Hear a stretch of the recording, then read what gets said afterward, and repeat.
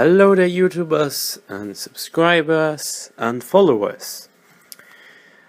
Today's Scenario Saturday will include a more different topic than usual what-if scenarios. In this scenario, I will talk today about the Inca Empire. As you know, the Inca Empire was located in South America, to be more specific, in the area where we have today Peru, Bolivia, parts of Ecuador, and also parts of Chile. Today we are going to discuss what if the Inca Empire never fell. Our first point where we need to start is the Civil War. As you know, when the Spanish arrived on the American continent, the Inca Empire had a ravaging civil war. And this civil war was, as far as I know, about the successor of the Inca Empire. Now you have to understand that the Inca Empire had a very specific rule on who could be the successor. And usually for them it was the son of the current ruler. But here is the thing. There was a problem. When the Spaniards discovered the Americas, they also brought a lot of sickness, illnesses with them. One of them was smallpox. And as far as I can remember, Huayna Capac, the, let's say, not last ruler of the Incas, because it's actually far from the truth, but let's say the last strong ruler of the Inca Empire, he actually, before he met any Spaniards, got the smallpox, and also his son got smallpox, so both of them died. Now, who is going to rule over the Inca Empire? Because when you have the ruler who dies, and then shortly afterwards also his son, you are in a huge trouble, because his son didn't have children yet, so what's going to happen? And the most funny part, well, not so much funny part, but the best part is that you have like somebody new in the north and you don't know them, and as our history went, they just conquered you. So, how are we going to change this? I think one of the first important steps we should do is, let's say, the ruler, Huayna Capac, somehow he would get a message to go and look after something in the south of the Inca Empire. And as far as we know, in the south, the Spanish didn't appear yet. They appeared in the north. So there should be, let's say, any kind of rebellion in the south, or just something happening that would be of a huge importance that could actually manage to make the Spaniards irrelevant for the moment. Okay, now let's say he and his son, they go down. They stayed there, and of course, you know, the travels, they took much longer. He would stay also in that place, he would then come back, and after he comes back, there would be a lot of time passing. He would also probably then check other areas which are close, and you know how it could be. Now, I can't exclude that somehow later on, he or his son will catch the smallpox, but there is a chance that it won't happen. So somehow, okay, Huayna Capac sees then or hears messages about a sickness that appears in the north and that many people just die. So would he go in the north and check out what's going on there, what's happening there, or would he probably send some messengers or some priest who would actually try to look further into that situation? And I think we can say it's very likely that, when anybody knows that there is a sickness, you won't just go there and, catch it and then die. You will then probably stay in a more isolated place for the moment being, and perhaps, if there is a high chance, the Inca, they would relate this new sickness with these new foreigners who come from the north. And perhaps Huayna Capac could order them like, okay, just kill them because they brought, chaos into our lands. They brought sickness. They are not from here. Just with any pretext. But there is also the other possibility that he just will be very interested in them. He will maybe see some divine message in them, or he will just be, okay, they want to talk, so I will talk with them, so be a diplomat as well. Now, if he goes the road and says, okay, let's kill them because they are, messengers of the devil, or, well, they didn't have a devil, but let's say messenger of a bad god, or they bring chaos, they bring sickness, the chance is very high that the Spanish won't return for a good amount of time, because they would see, okay, this trip was a disaster. And it would take them, let's say, at least more like 20 years or even 50 years to come back and check out this area again, or try it again. Later on, there will be the problem with their own population, because smallpox would ravage rapidly across all the empire. And as we know, many Native Americans, many pre-Columbian population, they died because of our sicknesses where they were not resistant to it.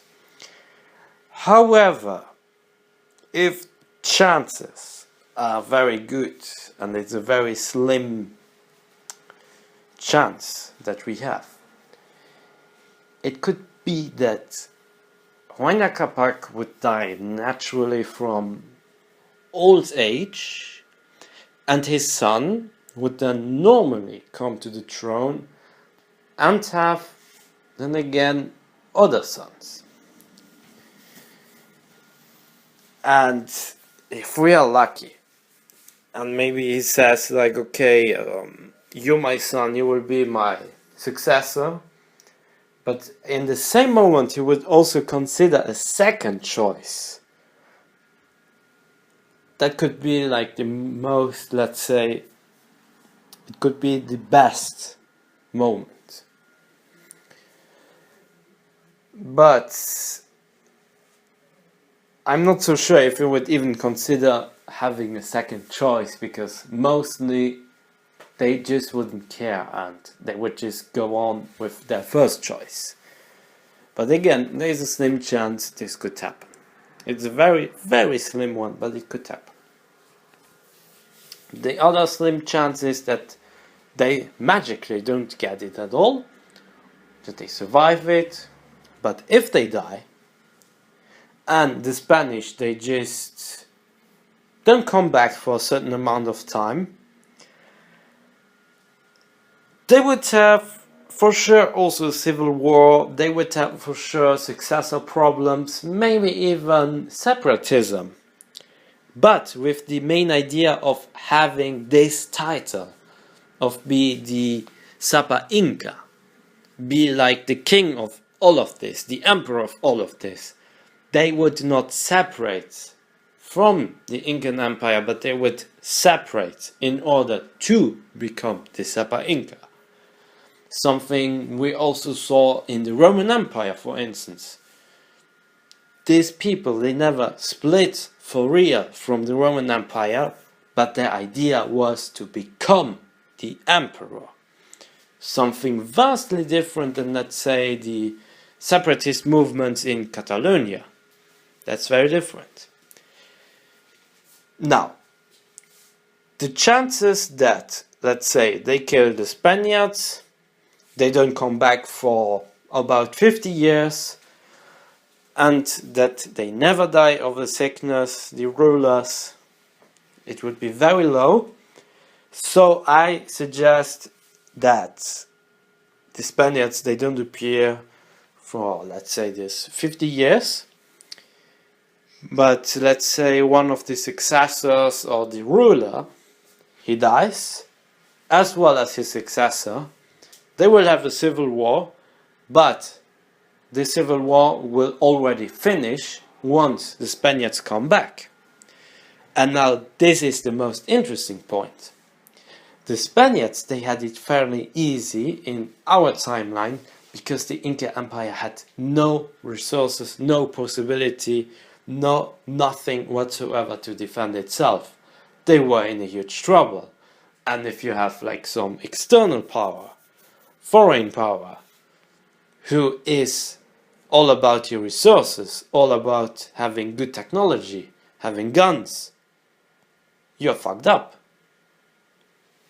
But now, with, let's say, a stable version of the Inca Empire, even though the technologically advanced one, just a stable one, there is the chance that they could even not totally win a war against the Spaniards, but they could possibly defend themselves, especially in the areas like the Andes, the high mountains. They could hide and build other cities like Machu Picchu, for instance. They had all of this in our timeline, so I think it's not impossible that they could just do it again. The only thing is that they would be more centralized and they would have the opportunity to somehow, in some way, put a defense against them. Now, it's very likely there are some people within the Incan Empire who would say, okay, we will ally with the Spaniards and then try to tear away this current Sapa Inca to become ourselves the Sapa Inca. However, I think not really that a majority would consider this, and if there are some people who consider it, they would be probably like some of the lower nobility class or some revanchistic family members. So not really the biggest forces or the biggest players in this area. Now, in the alternate version of, let's say, the 1600s or the 1700s, it's possible that the Incan Empire would survive. And let's be honest, would the Spaniards even consider to attack a vast territory like the Incan Empire to just bring them under their control? Frankly, I don't think so. Only if the motivation is so high enough, and only if they really think that there is so much gold and so much silver and so much, I don't know, other kinds of materials, they would have this possibility to do so. But they would spend a lot of money on that. And I think in times where they were constantly at war with France or with Great Britain, it could be really difficult to coordinate both of these situations. Now that the Spaniards even managed to get all of what is today of South America, except for Brazil and some other little areas like the Guianas. It was really luck. It was really huge luck. Now with a more centralized, a more united Inca Empire, I don't think that they would have it so easy.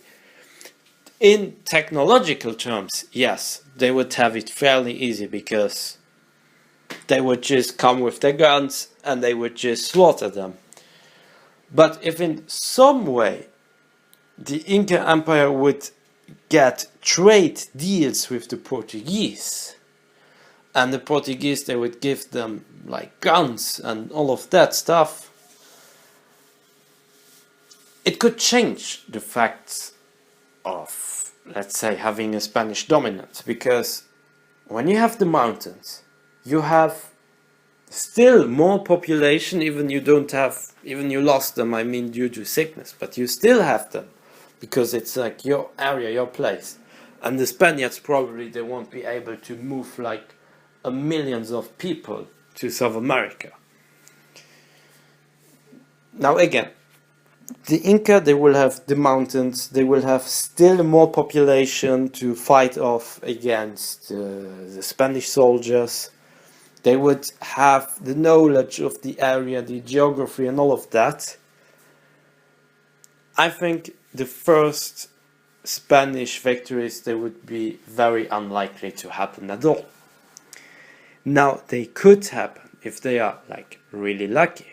However, I don't think that in such a mountainous area they would succeed. Maybe, let's say, in the coast they could have like, let's say, a very similar version as Portugal had in the Arab countries, where they had like fortresses, or where they even sneaked like some areas as Eastern Timor or Macau from China.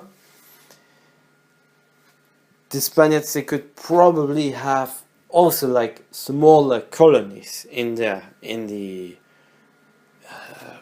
coast, on the coast area, but inside the mountains, I don't really think so. Now, how could this area later on look like? I would say it would not be so much European. People would still speak Quechua. It would be a very important language in South America. However, if there was like, let's say, after a successor of the Incan Empire, let's say an alternate version of Peru, it could probably be smaller and also more focused, let's say, in the mountain areas, have almost no European population, no Chinese population, no African population even. Or they could go the Chinese road, let's say, where they still live in these fortresses, in these cities that are like Spanish administrated, but later on the Spaniards or the Spanish European or European population, they would just go again back to Europe, and the Spaniards, they would give it back to the successor Incan state. I know this is like very difficult topic in alternate history, but these are like it's like my few silly ideas that I have about it. I mean, if you have better ideas, just discuss about it, tell me what's your opinion about it, and if you can back it up, that's even better, because I'm sometimes even not making like a good research. I'm just trying to put it all out as it comes from my head, or as it comes from my tummy as well. So, I wish you a good day, and thanks for watching my channel, and see you next time. Have a good day. Bye.